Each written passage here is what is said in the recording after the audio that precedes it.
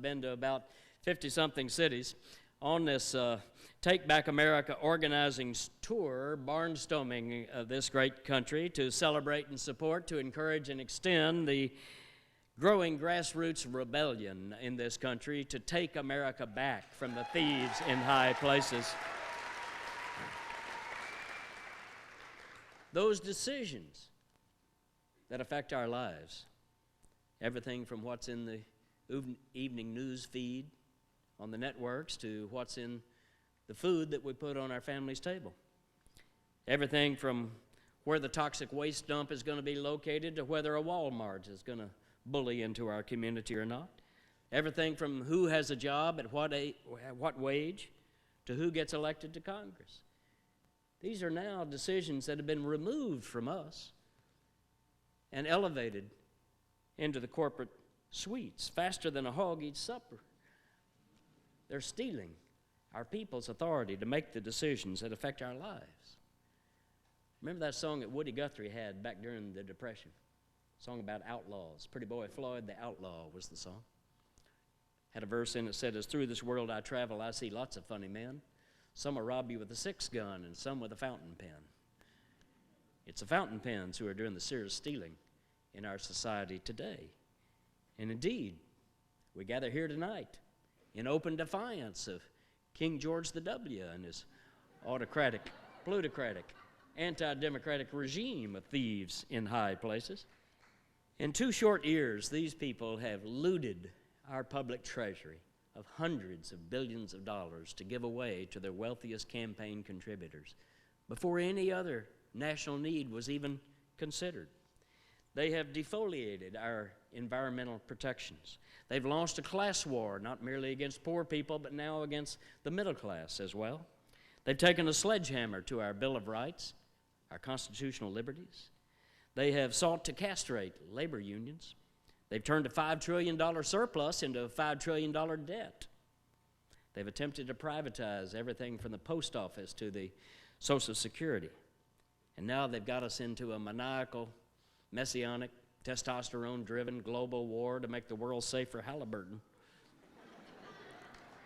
Now,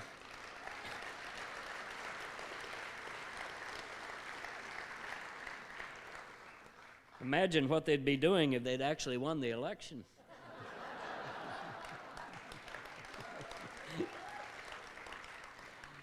Well, George W., of course, we saw him down in Texas for 5 years as our governor. He's born as just another rich son of a Bush and has pretty much governed as one ever since. He's the thief in chief in Washington, D.C. He is the proponent of plutocracy. In fact, in my book, got a section called "Never Have So Few Done So Much for So Few." And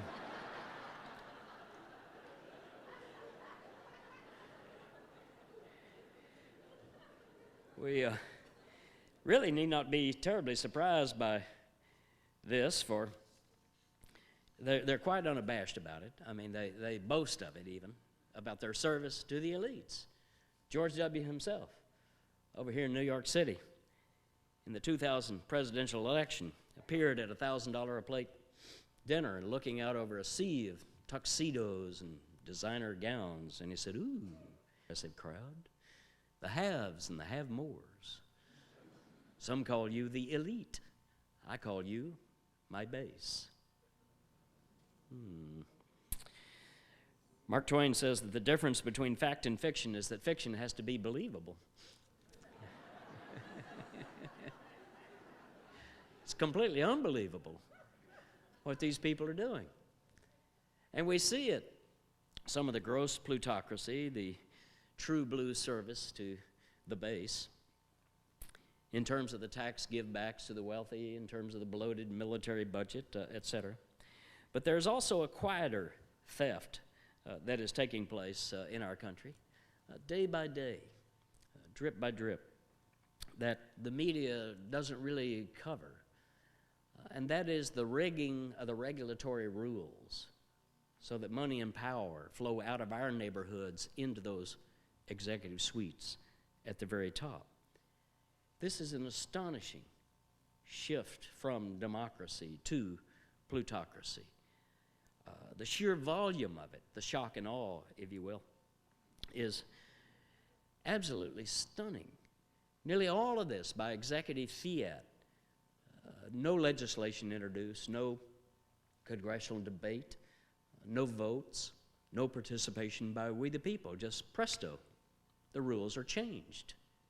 8 words you never want to hear. The White House today announced revised rules for. Doesn't matter for what. It's going to be something god-awful. A plutocracy. The favoring of the few at the expense of the many. Oh, but they say to me, Hightower, you just don't get it. Don't you know? We are compassionate conservatives. I was born at night, but it wasn't last night. Besides, I don't know about you, but I don't want the compassion of any kind of damn conservative.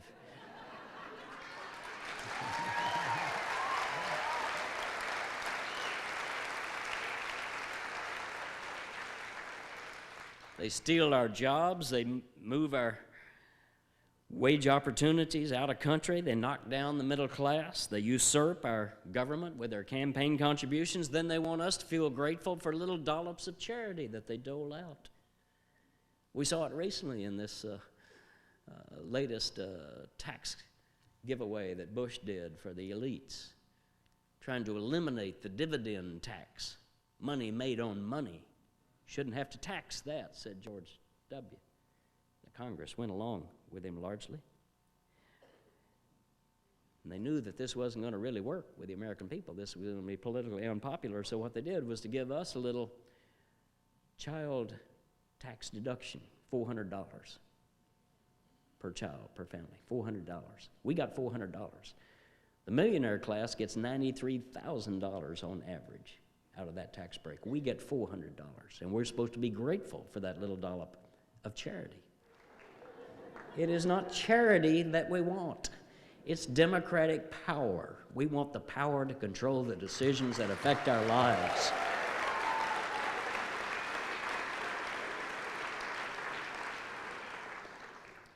Be one thing if it was just plutocracy, but we got autocracy as well.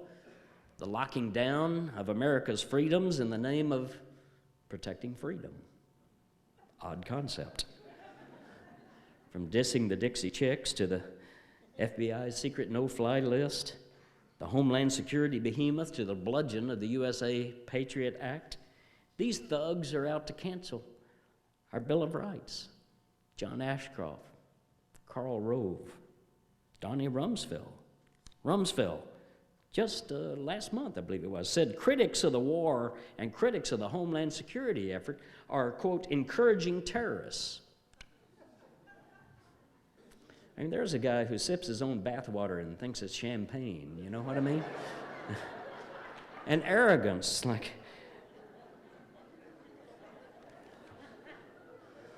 Voltaire said, it's dangerous to be right in matters on which the established authorities are wrong. We live in dangerous times. But we live in hilarious times, too. I mean, how else can you explain that they would send out John Mad Dog Ashcroft on a charm tour of America? Was Bela Lugosi not available? Astonishing to me. Hyping his liberty-sucking 342-page USA Patriot Act, saying that just swallow it, it's good for you. And you notice that Ashcroft is not having any public meetings. Nothing like this, where we riffraff could be within shouting distance of him, even.